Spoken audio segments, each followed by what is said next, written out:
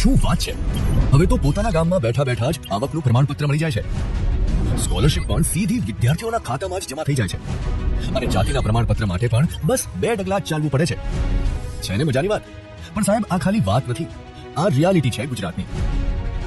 જ્યાં માનનીય વડાપ્રધાન શ્રી નરેન્દ્રભાઈ મોદીના ડિજિટલ ગવર્નન્સના વિઝનને માનનીય મુખ્યમંત્રી શ્રી ભૂપેન્દ્રભાઈ પટેલ સુશાસનના મિશન સાથે સાકાર કરી રહ્યા છે. એટલે જ તો અહીંયા ડિજિટલ ગુજરાત પોર્ટલથી જીવન એકદમ સરળ અને કામો ઝડપી થયા છે. અને આ ઝડપ તો હજી વધવાની છે.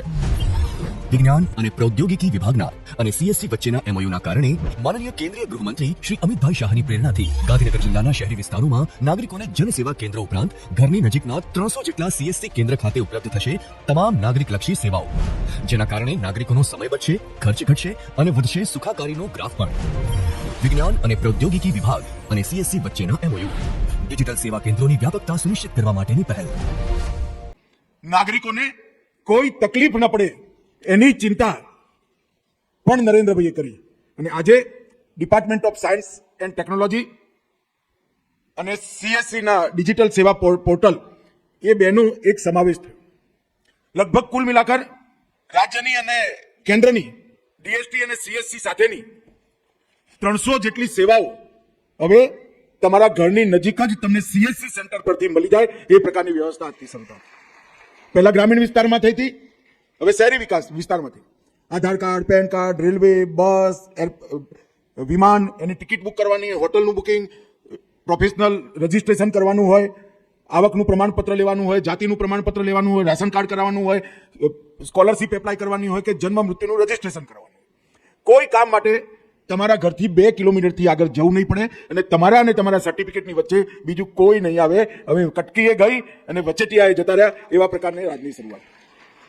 ગુજરાતની અંદર આ શરૂઆત ક્યારની થઈ હતી, પણ આજે આ બે સંસ્થાઓ વચ્ચે એમઓયુ થવાથી એક જ જગ્યાએ આ બંને સરકારોની સેવાઓ ઉપલબ્ધ થઈ જશે.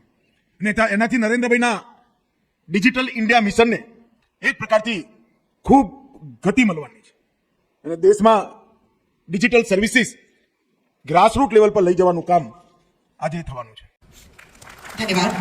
હવે આગળ વધીએ છીએ. આ એમઓયુ નાગરિકોની આવશ્યક સેવાઓને તેમની નજીક લાવશે. ડિજિટલ ગવર્નન્સ દ્વારા સમય અને શ્રમની બચત સાથે કાર્યક્ષમતા વધશે. સંસ્થાઓ અને તંત્ર સાથે મળીને વધુ ઝડપી અને પારદર્શક શાસન શક્ય બનશે અને વિકાસના નવા અભિગમ સાથે ગુજરાત નવી દિશામાં આગળ વધશે. હવે એમઓયુ એક્સચેન્જ માટે આમંત્રિત કરું છું Shri Tushar Bhatt, IAS director IT and e governance DST, અને Shri Akshay Jha, chief operating officer CSC SPV. Welcome gentlemen. વિજ્ઞાન અને પ્રૌદ્યોગિકી વિભાગ, ગુજરાત સરકાર અને common service centre SPV MeitY Bharat સરકાર વચ્ચે આ સમજૂતી કરાર થઈ રહ્યો છે. ત્યારે આવો ખૂબ તાળીઓ સાથે આપણે આ ક્ષણને વધાવીએ જ્યારે આ એક્સચેન્જ થઈ રહ્યો છે.